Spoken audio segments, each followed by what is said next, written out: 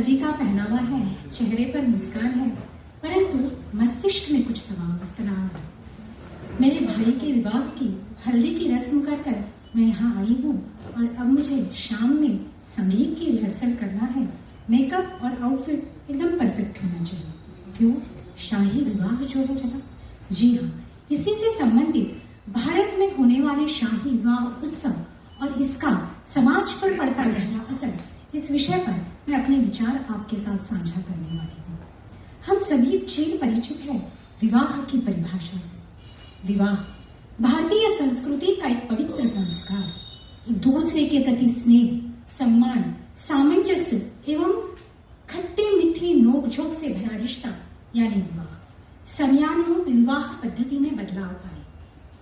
Love marriage, arrange marriage, स्वयंवर पद्धति, मंदिरों में जाकर विवाह, रजिस्टर्ड मैरिज, इसके पश्चात आज समाज का बहुसंख्यक हिस्सा शाही विवाह की एक ऐसी दहलीज पर खड़ा है जिसमें अगर प्रवेश करना है तो विवाह यानी केवल संस्कार नहीं, एक लंबा चौड़ा भव्य दिव्य बजट की मांग करता है।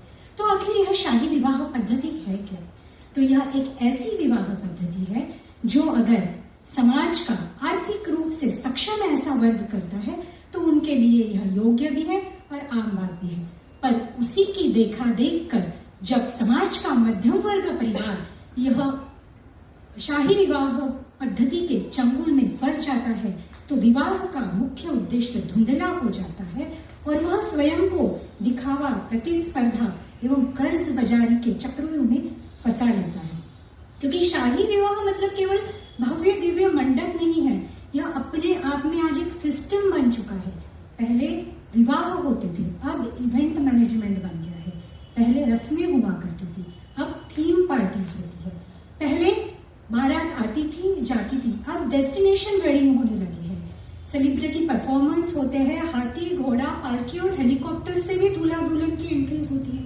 पहले सीमित व्यंजन होते थे और उसका आस्वाद और उसमें प्रेम होता था। अब व्यंजन सैकड़ों है, उसमें दिखावे की झलक होती है। अतिथियों का पेट तो भरता है पर साथ ही साथ में कूड़ेदानियां भी भरती है। हर एक व्यंजन के साथ एक एक प्लेट होती है और पर्यावरण को भी प्रदूषित करती है। संक्षिप्त में कहूं तो शाही विवाह में सब कुछ शाही होने के पश्चात रिश्तों में जो शाही आभास होना चाहिए उसकी कहीं ना कहीं कमी नजर आती है। तो यह शाही विवाह पद्धति आखिर क्यों बढ़ रही है? एक, सोशल मीडिया का दबाव। दूसरा, लोग क्या कहेंगे, यह बहुप्रचलित बीमारी। और तीसरा, दिखावा, प्रतिस्पर्धा, तुलना की भावना।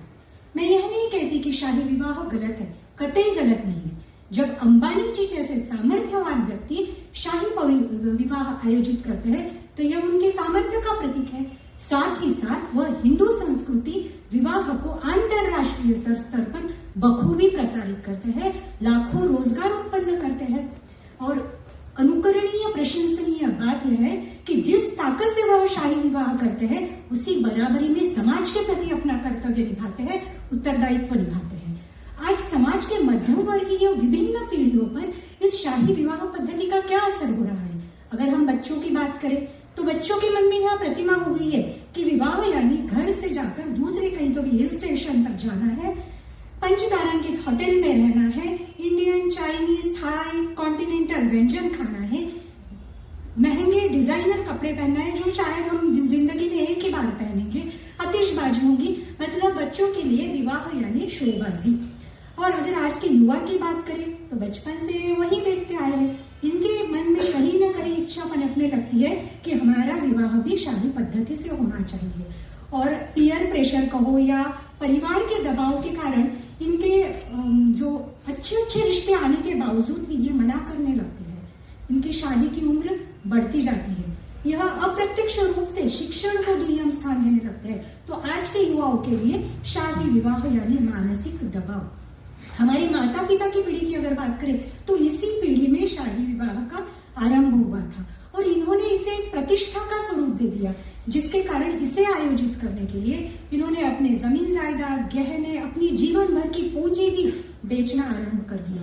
परिणाम क्या हुआ? शारीरिक और मानसिक व्याधियों को जन्म। आज कई परिवार ऐसे हैं जो एंजाइटी, डिप्रेशन, हाइपरटेंशन, EMI से ग्रस्त हैं, क्योंकि इनके लिए क्या हुआ? शाही विवाह यानी कर्ज की शुरुआत। अगर हम हमारे दादा बात करें तो इन्होंने विवाह यानी दो परिवारों का मिलन देखा था और विवाह को इन्होंने एक दूसरे के सहयोग से, पड़ोसियों के मदद से अत्यंत सादगी रूपी वातावरण में संपन्न किया था, क्योंकि विवाह इनके लिए जीवन की शुरुआत होता था। और आज शाही विवाह में यह क्या देख रहे हैं कि विवाह यानी जीवन का अंत। प्री वेडिंग शूट्स पैसे को पानी की तरह बहता देखकर यह कहीं न कहीं मानसिक रूप से टूट जाते हैं। तो समाज के ऐसे विभिन्न पीढ़ियों पर ऐसा नकारात्मक प्रभाव डालने वाली शाही विवाह पद्धति पर हमें अंकुश लगाना ही होगा। अंकुश कैसे लगाए? तो अगर हम विवाह के स्थान की बात करें तो यहाँ पर भी हम वोकल फॉर लोकल हो सकते हैं। अपने स्थान पर विवाह आयोजित करो, अपने ही गांव में रोजगार उत्पन्न करो। अगर हम व्यंजनों की बात करें तो सैकड़ों व्यंजन रखने से अच्छा है 13 से 15 व्यंजनों को उत्कृष्टता दो और सर्वोत्तम दो। आजकल कई समाज ने यह नीति अपनाई है और यह प्रशंसनीय है। अपनी जितनी चादर है उतने ही पैर फैलाओ। केवल दिखावे के लिए भीड़ को आमंत्रित न करो, सीमित मात्रा में अतिथियों को आमंत्रित करो। बहुत महत्व की बात है कि यह बेफिजूल खर्च करने से अच्छा होने वाले दूल्हा दुल्हन जो है उनके भविष्य के लिए इमरजेंसी फंड, होम फंड के तहत उन्हें कुछ ऐसा उपहार दो जो संकट समय में या भविष्य में इन्हें स्थायी रूप से मददगार साबित होगा। और जिस ताकत से या जिस रूप में आप विवाह कर रहे हो उससे प्रतिशत कम से कम 1% को समाज के लिए अपना योगदान दो। जैसे मैं 10 लाख का विवाह कर रही हूँ तो मैं 5 थैलेसीमिया बच्चों को दत्तक लूंगी, ऐसा कुछ हमें करना चाहिए। तो कहने का मतलब यह है कि हमें शाही विवाह पर बंधन नहीं डालना है। कुछ सामाजिक नियमावली या अनुशासन अगर हम करें तो निश्चित ही शाही विवाह योग्य रूप से पार पड़ सकता है। अंत में मैं यही कहूंगी कि शाही विवाह गलत नहीं है, खुशियां मनाना भी अपराध नहीं है, सपनों को संजाना भी गलत नहीं है। परंतु जो सपने अपने ही बच्चों के भविष्य को अंधकार में डाल दे, किसी माता पिता की जीवन भर की पूंजी उनसे छीन ले, किसी बच्चे का शिक्षण उससे छीन ले, तो ऐसे विवाह पर अंकुश लगाना ही चाहिए। मैं यह भी नहीं कहती कि विवाह एकदम सादा सुदा होना चाहिए। विवाह उत्सव की तरह ही होना चाहिए, परंतु उसमें प्रेम हो, संवेदना हो, सम्मान हो। शाही विवाह पर आज हमें बंधन की नहीं, लगाम की जरूरत है। लगाम ताकि हमारे संस्कार जो है वह दिखावे से बड़े हो और हमारे रिश्ते जो है वो पैसे से बड़े हो। क्योंकि अगर हमने आज लगाम नहीं लगाई तो हमारी आने वाली भविष्य में पीढ़ी विवाह योग्यता देखकर नहीं, आर्थिक क्षमता देखकर तय करेंगी। और इतिहास भी साक्षी है, सीता जी ने राम जी का चयन किया था स्वयंवर के तहत, किस बलबूते पर? योग्यता के बलबूते पर, ना कि भव्यता के बलबूते पर। तो अंत, क्योंकि विवाह एक संस्कार है, आर्थिक प्रदर्शन नहीं। समय चलते हमें संभलना ही होगा। धन्यवाद।